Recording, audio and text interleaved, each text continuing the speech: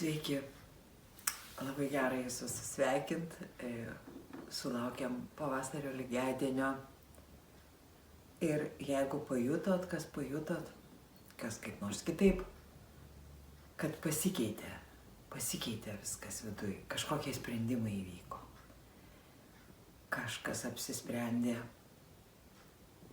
su protu truputį pagyventi, kažkas daugiau nutarė širdimi vadovautis, kažkokie sprendimai įvyko.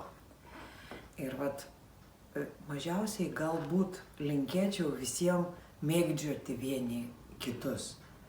Labai linkėčiau kiekvienam pažiūrėti savyje, kaip jaučiuos, kaip iš tikrųjų jaučiuos, kaip yra manyje.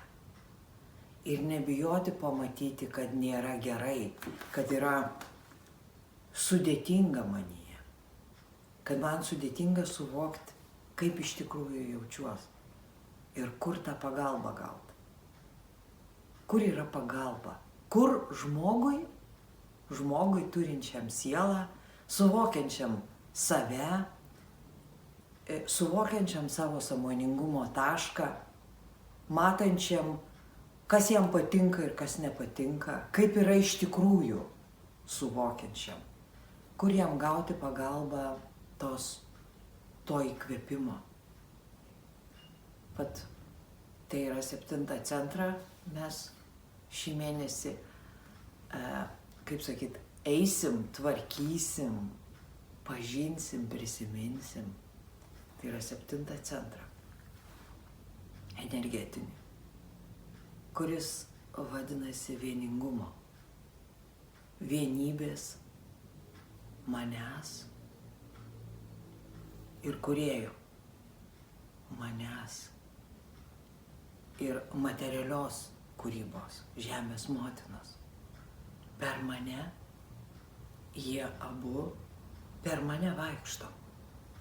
Per mane šitas dvilypumas, jūs labai dažnai jį jaučiat, dvilypumą, būtent. Tarsi esu labai materialus, nes aš ir pati sakau ir kitus girdžiu sako, bet man reikia pinigų, man reikia namų, man reikia gražiai atrodyti, man visko reikia. Ir kūrėjas to neneigia, kūrėjas kad virkščiai sako, kurk, turėk, tu gali. Ir kaip tą savyje ir tas lžedvasingumas gaunasi, toksai, kur sėdžiu, yra pavieniai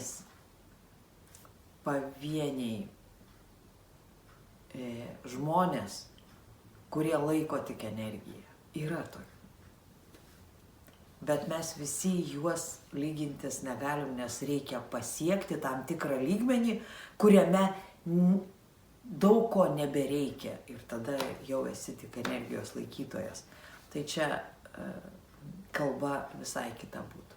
Dabar šiandien mes kalbam apie tai, kaip savyje suvienyti tą dvilypumą, kaip jį pamatyti ir leisti jam būti ir leisti vieną kitam papildyti, o ne atvirkščiai, ar ne? Nepasinerti vien tik į materiją ir atvirkščiai nepulti į kažkokį įtartiną, truputėlį kartais tampantį įtartiną dvasingumą, kaip tą harmoniją.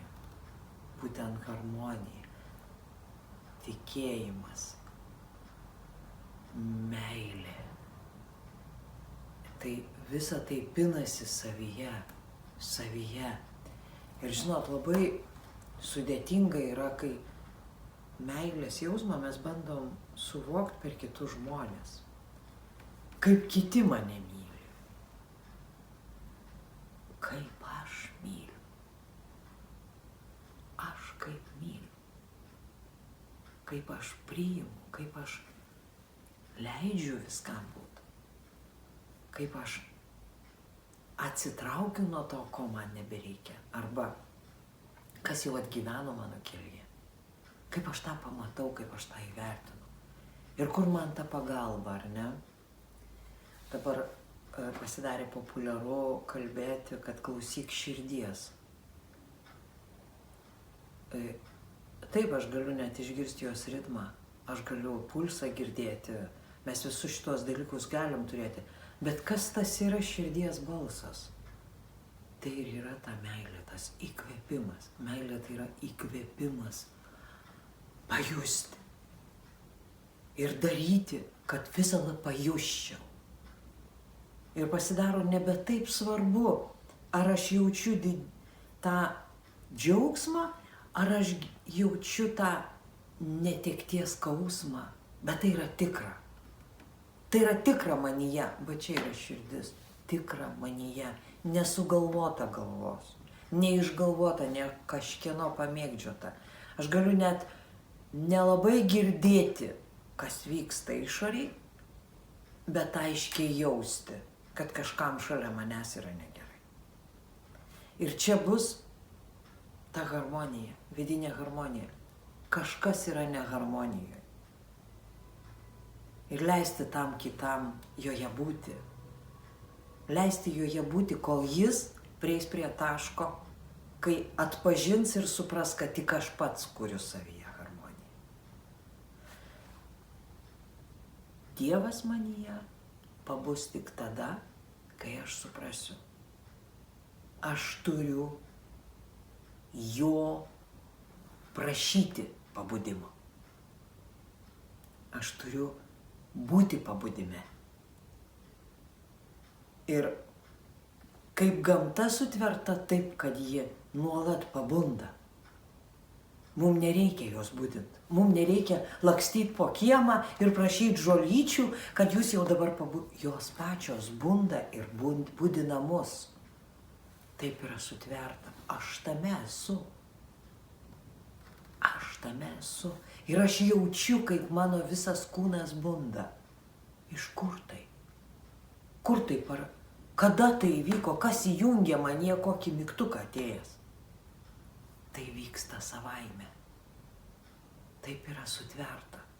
Ir negi aš galvoju, kad aš visą šitą galiu pertvert, kažkaip panaikint, arba kažkuo tai užgožt, Ne.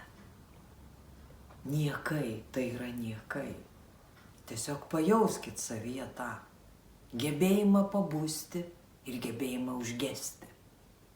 Vat tą dvilypumą, tą nusivyliau kažkuo, nebepatinka man tai, nebenoriu to. Ir kodėl? Kodėl? Kas atsitiko? Ir nebijoti to pamatyti. Man nusibodo, aš nebenoriu, manęs tai nebeįkvepia. Ir palikti tą. Ir daryti sekantį žingsnį. O nesvarstyti atsisėdus, kodėl čia man nepatinka, kaip čia yra, gal čia reikia viską iš naujo prikelti.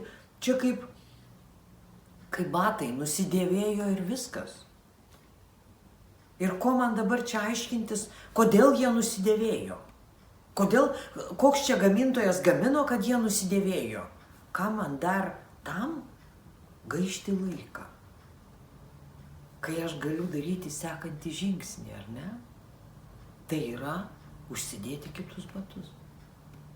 Arba ką man dar ieškoti kažko, kas mane įkvėptų. Kai aš žinau, aš sukurta iš įkvėpimo. Ir aš kuriu iš įkvėpimo. Ir tas, kuris įkvėpia, tai yra mano kvėpavimas. Aš be jo negyvenu. Aš be Dievo negyvenu, aš nekvėpuoju be jo. Ir pagaliau vieną kartą ir visiems laikams suvienyti tai savyje. Suvokti, taip eina gyvenimas, eina metai, keičiasi poreikiai ir visa tai yra nuostabu. O ne, ilgiuosi ten jaunystės, vienas ilgisi, kitas kažkokio ten praeitų santykių, ilgisi, kitas kažkokio tai, kažkokios tipo sveikatos dabar nebėra, anksčiau ji buvo. Tai kurk iš naujo, stok ir kurk. Va šitą dualumo vienį savyje.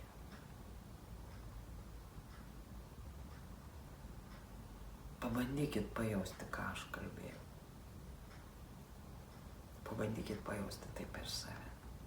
Ne per mane. Ne per kažką. Ne kam nors savo. Visiškai savo. Taip tarsi aš esu iš ten ir iš ten. Ir tai susiduria manyje ir aš tampu viena. Šviesti pradedu viršugalviu. Tai tam nereikia nei kažkokių ypatingų kelionių, nei šventų vietų, nors labai smagu yra po jas vaikščioti. Tam reikia tiesiog savo viduje nuspręsti. Aš esu kūrėjas. Taigi, gero pavasario, kuris yra nuostabiai gražus Lietuvoje. Gerų darbų pradžios, to kai pasėjai. Visoms moterims gerų daigų, visiems vyrams gerų įkvėptų darbų, didžiųjų darbų, ar ne, perstatymo, pertvarkymo, išvalymo. Ir mums visiems kartu. Vieni kitus įkvėpkim geriem darbam. Iki.